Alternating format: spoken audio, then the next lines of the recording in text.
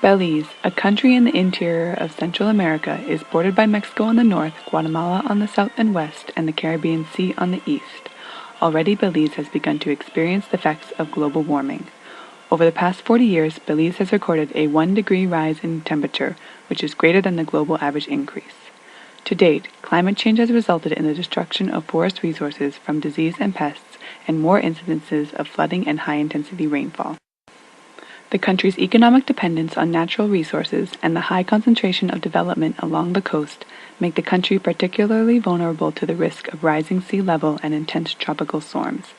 The vulnerability of Belize to climate change is unequivocal and has increased the urgency for a national response to global warming. In 2003, Belize ratified the Kyoto Protocol, which is aimed at reducing greenhouse gases globally relative to 1990 emission levels. Given the country's vulnerability to climate change and its obligation to the Kyoto Protocol, Belize has taken action to reduce its carbon footprint and equip the country to participate in the international carbon trading market. Two mitigation strategies that are currently being pursued in Belize are carbon sequestration and ecotourism projects which use renewable energy resources. Belize has approximately 2.6 million acres, 18% of its land and sea resources protected under a variety of management structures. The Bladen Nature Reserve in southern Belize is Belize's most significant terrestrial protected area. It is the largest government-owned nature reserve at 100,000 acres. This is the strictest category of protected areas in which extraction of flora or fauna is not allowed and only research is permitted to monitor and preserve species. Through monitoring of forest reserves, data are gathered on parameters such as average forest biomass. Data are important for determining the annual growth rate of trees, which can be used to calculate the carbon sequestration potential over time. With the allometric sampling method, random sample plots are designated within the forest area to extrapolate findings for the entire nature reserve. The plots are demarcated and typically the large trees are selected for measurement. Here the trunk circumference is measured as well as the height.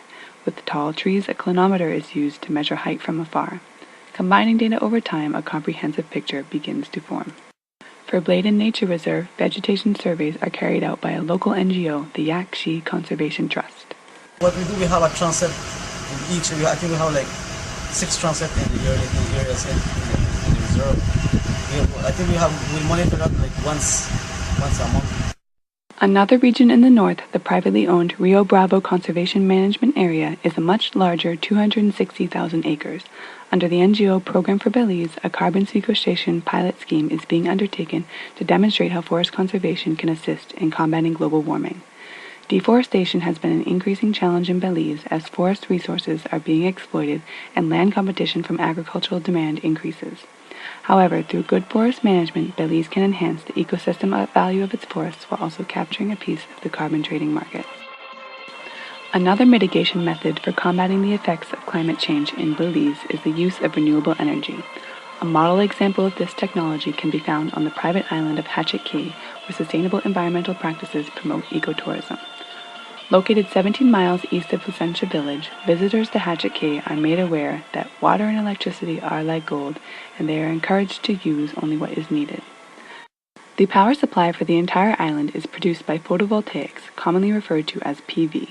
The 111 solar panels remain fixed in a southerly direction to receive a maximum amount of solar radiation. This PV system can generate 23 kilowatts of electricity per day and is used to power both the lighting and water supply systems on Hatchet Cay. One water supply system used here is saltwater reverse osmosis. This system converts 1,600 gallons of salt water to potable water every 6 hours. From the initial intake stage to the distribution stage, the process undergoes intense filtration and purification. To ensure that the operation is continuous, there are 6 water containers, each storing a maximum of 2,500 gallons. The gutters along the roofs of the buildings on Hatchet Cay support the rainwater harvesting system. Rainwater harvesting can contribute more than 10,000 gallons of rainwater. The water is filtered to potable water through a process of chlorination and UV purification. A backup diesel generator is available for power emergencies, but its use is avoided.